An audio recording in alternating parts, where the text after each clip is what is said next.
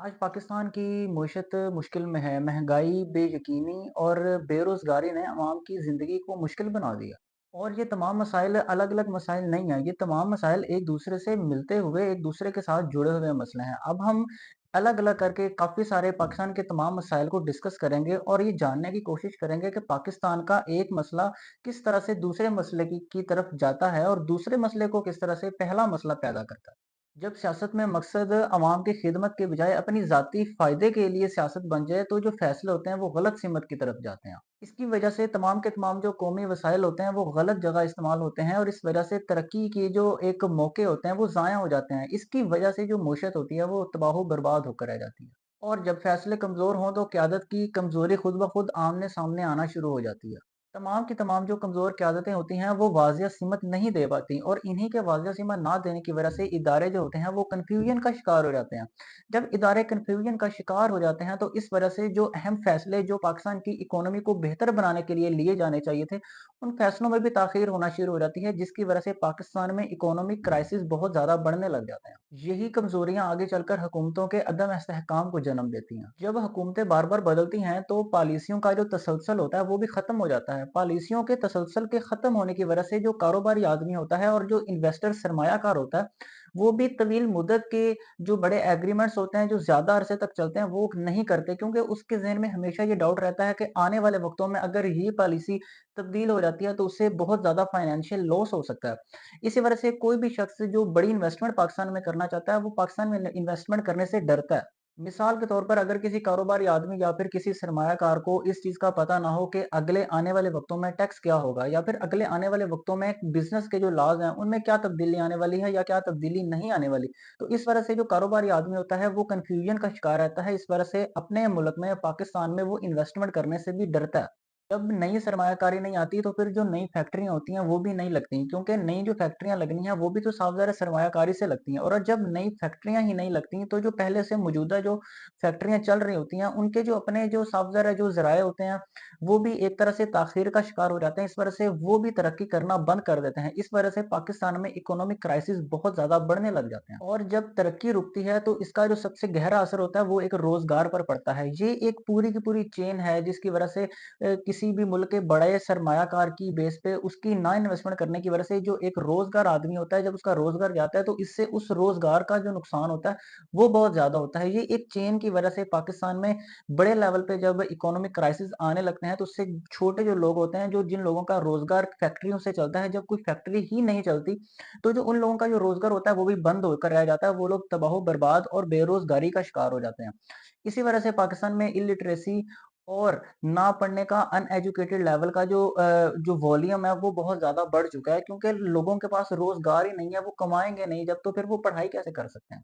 और इसकी वजह से जब लोगों का खर्च कम हो जाता है तो जो हुकूमत के ऊपर जो टैक्स का दबाव होता है वो भी बढ़ जाता है क्योंकि लोग खर्चते नहीं है तो जो इनकम टैक्स होता है, जो सेल्स टैक्स आता है, उसकी भी काफ़ी ज़्यादा किल्लत होना शुरू हो जाती है क्योंकि लोग जो है वो जो चीज़ें हैं वो खरीदारी ही नहीं करते क्योंकि उन लोगों के पास इतना पैसा ही नहीं होता। टैक्स की कमी की वजह से एक तो बेरोज़गार का जो नुकसान होता है वो सबसे बड़ा होता है और उसके साथ-साथ एक और जो टैक्स का जो बड़ा नुकसान होता है वो ये होता है कि अमीर लोग जो होते हैं वो इनकम टैक्स को पूरा अदा ही नहीं करते। वो अपनी जो ब्लैक मनी को व्हाइट मनी में मनी लॉन्ड्रिंग के ज़रिए से वो स्विस बैंक्स बनाकर फॉरेन बैंक्स में फॉरेन इन्वेस्टमेंट वगैरह करके वो जो अपनी इन्वेस्टमेंट होती है उसको वो मनी लॉन्ड्रिंग करके व्हाइट मनी में कन्वर्ट कर लेते हैं। या फिर वो कोई ना कोई ऐसा एक जुगाड़ लगाते हैं जिससे वो उनको टैक्स जो होता है वो नहीं नहीं देना पड़ता। एंड पे आके गरीब आदमी जो होता है उसी के ऊपर टैक्स का जो भारी जो वज़न होता है वो टैक्स का वज़न गरीब आदमी पर ही पड़ता है, जिसकी वज़ह से गरीब आदमी को काफ़ी ज़्यादा नुकसान होता है, चीज़ें बहुत ज़्यादा महँगी होना शुरू हो जाती हैं।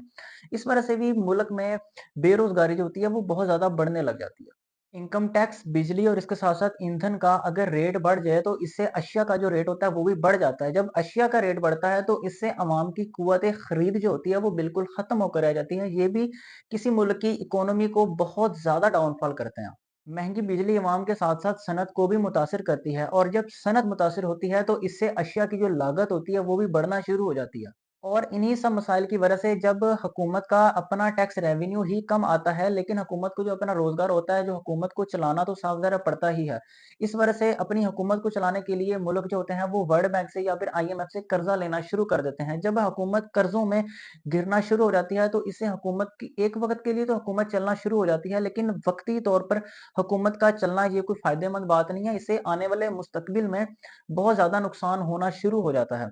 इसका जो बेहतरीन हल ये होता है वो ये होता है कि अवाम को रोज़गार प्रोवाइड करना चाहिए, इनकम टैक्स में करप्शन या फिर किसी और तरह की किसी भी किस्म की चोरी वगैरह करने से गुरेज़ करना चाहिए। अवाम को नौकरियाँ करने के मौके देने चाहिए, फैक्ट्रीज़ जो होती हैं वो बाहरले मुल्कों में लगाने के बजाय अपने ही मुल्क में लगानी चाहिए, ताकि अवाम की अपनी पाकिस्तान की अपनी अवाम का फ़ायदा हो सके।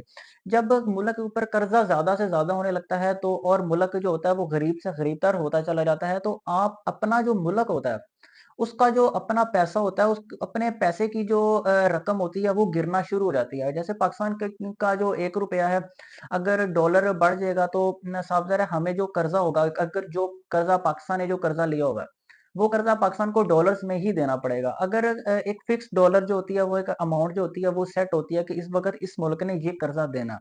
अगर डॉलर का रेट बढ़ जाएगा, अगर डॉलर का रेट बढ़ता है तो पाकिस्तान को इस चीज़ का ये नुकसान होगा कि पाकिस्तान को फिर डॉलर्स उतने ही देने पड़ेंगे। लेकिन चूँकि डॉलर महँगा हो जाएगा, तो पाकिस्तान को पाकिस्तानी रुपए ज़्यादा देने पड़ेंगे। इससे जो मुल्क होता है वो डूबता से डूबता चला जाता है और ज़्यादा नुकसान होने लग जाता है। वक़्ती तौर पर कर्ज़ा लेने से हुकूमत तो चल जाती है, लेकिन ये कोई मुस्तक़बिल तरीका नहीं है कि आप कर्ज़े ही लेकर अपने मुल्क को चलाएँ। इसका जो बेहतरीन हल होता है वो ये होता है, अगर आप अपनी इकोनॉमी को बेहतर करना चाहते हैं तो जो रोजगार है, जो जरिया आमदन है, जो कमाई है, जो फैक्ट्रियां हैं, वो किसी भी शख्स को चाहिए कि वो बाहरले मुल्क में लगाने के बजाय वो अपने मुल्क में लगाए, ताकि उसको अपने मुल्क में अपने मुल्क के लोगों के लिए जो रोजगार है वो उसको बेहतर हो सके। और इसके बाद जो अपना जो इनकम टैक्स का जो रेवेन्यू है, जो अमीर लोग इनकम टैक्स से भागते हैं ब्लैक मनी को व्हाइट मनी में मनी लॉन्ड्रिंग करने के जरिए से, अवाम को चाहिए कि जो अपना इनकम टैक्स है वो भी पूरा पूरा अदा करें, ताकि हुकूमत को जो टैक्स रेवेन्यू है वो ज़्यादा से ज़्यादा मिल सके। और टैक्स रेवेन्यू ज़्यादा अगर मिलेगा तो अगर हुकूमत, अब हुकूमत पागल नहीं है कि अगर इनकम टैक्स पूरा-पूरा किसी मुल्क को चलाने के लिए आ रहा है तो वो हुकूमत फिर भी कर्ज़ा ले। अगर टैक्स पूरा आएगा तो फिर हुकूमत बाहरले मुल्क से कर्ज़ा नहीं लेगी, बल्कि अपनी सेविंग्स करने के बाद अपना जो कर्ज़ा होगा वो आहिस्ता-आहिस्ता उतारना शुरू कर देगी।